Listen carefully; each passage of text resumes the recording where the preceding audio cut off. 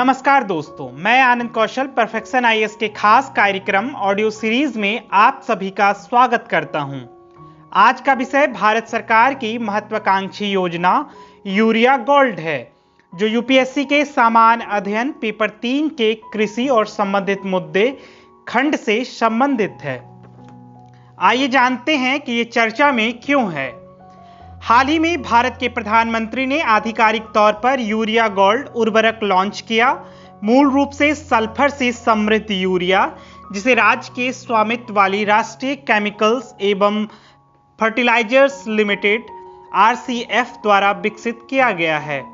Urea एक रासायनिक nitrogen उर्वरक है जिसका रंग सफेद होता है, जो कृत्रिम रूप से नाइट्रोजन प्रदान करता है, जो पौधों के लिए आवश्यक एक प्रमुख पोषक तत्व है। यह नाइट्रोजन उपयोग दक्षता को बढ़ाने के लिए यूरिया को सल्फर के साथ मिलाता है। इसका उद्देश्य यूरिया की बढ़ती खपत और घटती कृषि दक्षता की चुनौतियों से निपटना है। आइए जानते हैं कि यूरिया गोल्ड होता क्या है। यूरिया गोल्ड का निर्माण यूरिया को सल्फर के साथ मिलाकर 37% नाइट्रोजन और 17% सल्फर के साथ एक मिश्रित उर्वरक बनाकर किया जाता है। यूरिया दुनिया में सबसे अधिक उपयोग किए जाने वाले नाइट्रोजन उर्वरकों में से एक है, लेकिन इनमें से कुछ कमियां भी हैं। यूरिया बाष्पीकरण, विनाइट्रीकरण और निस्सालन के माध्यम से नाइट्रोजन हानि का कारण बन सकता है, जिससे इसकी कृषि संबंधी दक्षता और पर्यावरणीय प्रदर्शन कम हो जाता है। इसके अलावा यूरिया मिट्टी की अम्लता और लवणता को बढ़ा सकता है, जिससे मिट्टी की गुणवत्ता और फसल उत्पादकता कम हो सकती है। इन चुनौतियों से निपटने के लिए यूरिया गोल्ड नामक एक नया उत्पाद विकसित किया गया है। यूरिया गोल्ड एक यूरिया उर्वरक है जिसे इसके रिलीज पैटर्न को संशोधित करने और इसके लाभों को बेहतर बनाने के लिए सल्फर के साथ लेपित किया गया है। आइए जानते हैं यूरिया गोल्ड के लक्ष्य को। इसका लक्ष्य दो चीजें हैं: सल्फर की आवश्यकताओं को पूरा करना और नाइट्रोजन उपयोग दक्षता में वृद्धि करना। सल्फर लेपित यूरिया नाइट्रोजन के क्रमिक विमोचन की सुविधा प्रदान करता है, जिससे इसकी उपलब्धता और फसलों द्वारा ग्रहण में वृद्धि होती है। यूरिया गोल्ड में ह्यूमिक एसिड को शामिल करने से उर्वरक के रूप में इसका जीवन काल और बढ़ जाता है। यह उत्पाद न केवल पारंपरिक यूरिया खपत को प्रतिस्थापित करता है, बल्कि समग्र उर्वरक उपयोग को भी कम करता है। रिपोर्ट के अनुसार 15 किलोग्राम यूरिया गोल्ड 20 किलोग्राम पारंपरिक यूरिया के बराबर लाभ प्रदान करता है, जिससे यह किसानों के लिए अधिक कुशल और प्रभावी विकल्प बन जाता है। आइए अब जानते हैं भारत में उर्वरकों की खपत को। फसलों को पौधों की वृद्धि और अनाज की उपज के लिए पोषक तत्वों प्राथमिक एनपीके, माध्यमिक एस, कैल्शियम, मैग्नीशियम और सूक्ष्म लोहा जस्ता, तांबा, मैग्नीज, बोरोन, मॉलिब्डेनम की आवश्यकता होती है। उर्वरक अनिवार्य रूप से फसलों के लिए भोजन है, जो फसलों को आवश्यक पोषक तत्व प्रदान करते हैं। इन उर्वरकों की उच्च खुराक से अधिक अनाज पैदा हुआ है और 1960 के दशक में हरित क्रांति को सफलता मिली है। हालांकि उर्वरक उपयोग के प्रति फसल की उपज की प्रतिक्रिया समय के साथ आधी से भी अधिक हो गई है। उदाहरण के लिए 1960 के दशक के दौरान भारत में 1 किलोग्राम एनपीके पोषक तत्वों से 12.1 किलोग्राम अनाज प्राप्त होता था। 2010 के दौरान 5 किलोग्राम। इसका अंतर्निहित कारण किसानों द्वारा एन का अनुपातहीन प्रयोग है।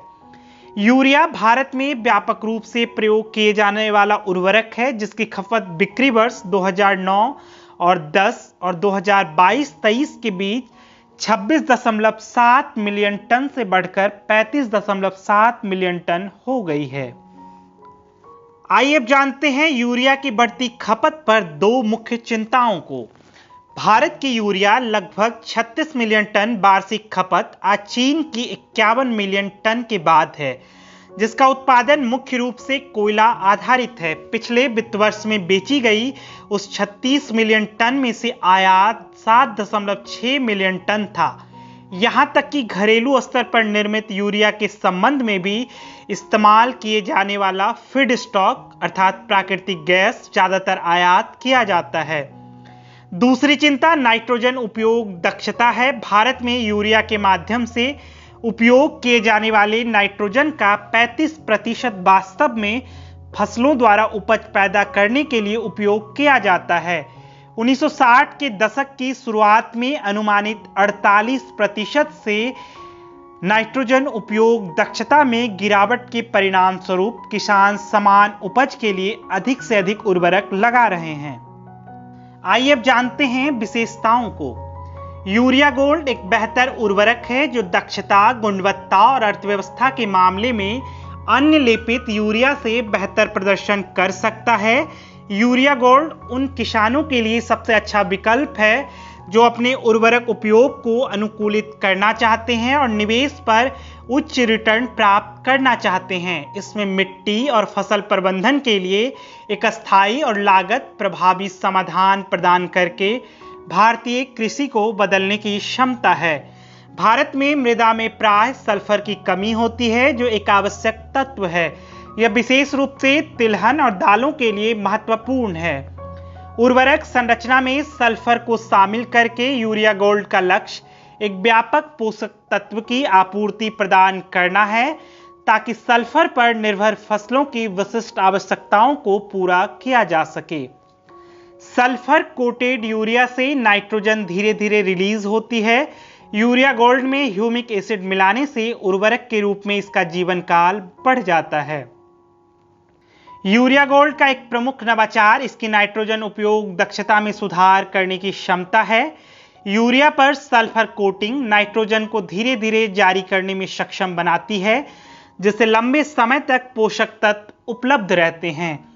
यूरिया गोल्ड में अन्य लेपित यूरिया की तुलना में पतली कोटिंग होती है जिसका अर्थ है यह तेजी से घुल सकता है और नाइट्रोजन को अधिक समान रूप से छोड़ सकता है। यूरिया गोल्ड की लागत अन्य लेपित यूरिया की तुलना में कम है जिसका अर्थ है कि यह किसानों को पैसे के लिए अधिक मूल्य प्रदान कर सकता है। बेहतर लाभ प्रदान करते हुए यूरिया गोल्ड की कीमत पारंपरिक यूरिया के साथ प्रतिस्पर्धी है। भारत में यूरिया की खपत कम करने के सरकारी प्रयास को भी जान लेते हैं। 2010 में पोषक तत्व आधारित सब्सिडी व्यवस्था की शुरुआत NBS के तहत सरकार ने प्रत्येक उर्वरक पोषक तत्व नाइट्रोजन, फास्फोरस, पोटास और सल्फर के लिए प्रति किलोग्राम सब्सिडी पहले के उत्पाद विशिष्ट सब्सिडी व्यवस्था के विपरीत तय की।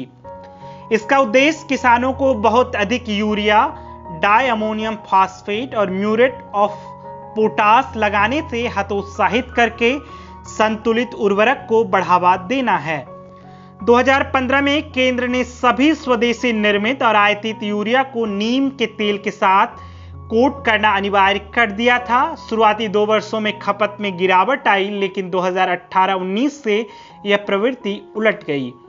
इसके बाद 2018 में 50 किलोग्राम के बैग को 45 किलोग्राम के बैग से बदल दिया गया और 2021 में भारतीय किसान उर्वरक सहकारी द्वारा तरल नैनो यूरिया लॉन्च किया गया। तरल नैनो यूरिया अनिवार्य रूप से एक नैनो कण के रूप में यूरिया है जिसका उद्देश्य पारंपरिक यूरिया के असंतुलित और अंधाधुंध उपयोग को कम करना, फसल उत्पादकता में वृद्धि करना और मिट्टी, पानी और वायु प्रदूषण को कम करना है। गैर कृषि उपयोग के लिए अवैध डायवर्जन की जांच करने, नाइट्रोजन उपयोग दक्षता बढ़ाने के उपरोक्त सरकारी उपायों में से कोई भी यूरिया की खपत को कम करने में विफल रहा है। आइए अब अंत में जानते हैं यूरिया की फोर्टिफिकेशन में मुख्य बाधा और आगे का रास्ता। इसका संबंध मूल्य निर्धारण से है। जिंक युक्त यूरिया और बोरोनेटी DAP जैसे लेपित उर्वरकों के लिए मौजूदा सब्सिडी कंपनियों को फोर्टिफाइड उत्पादों को बढ़ावा देने के लिए प्रोत्साहित नहीं कर सकती है। सरकार संभवतः सभी लेपित उर्वरकों के लिए MRP मुक्त कर सकती है चूंकि नियमित यूरिया या DAP भारी रियायत दरों पर बेचा जाता रहेगा।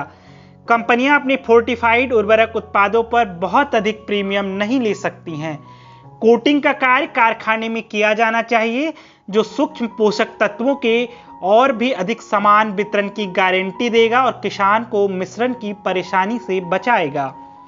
फोर्टिफाइड और गैर फोर्टिफाइड उर्वरकों के बीच मूल्य निर्धारण में विसंगतियों ने किसानों को लेपित विकल्पों को अपनाने से रोक दिया है। आज के ऑडियो सीरीज में इतना ही। फिर मिलते हैं एक नए विषय के साथ। तब तक हमसे जुड़े रहिए। धन्यवाद।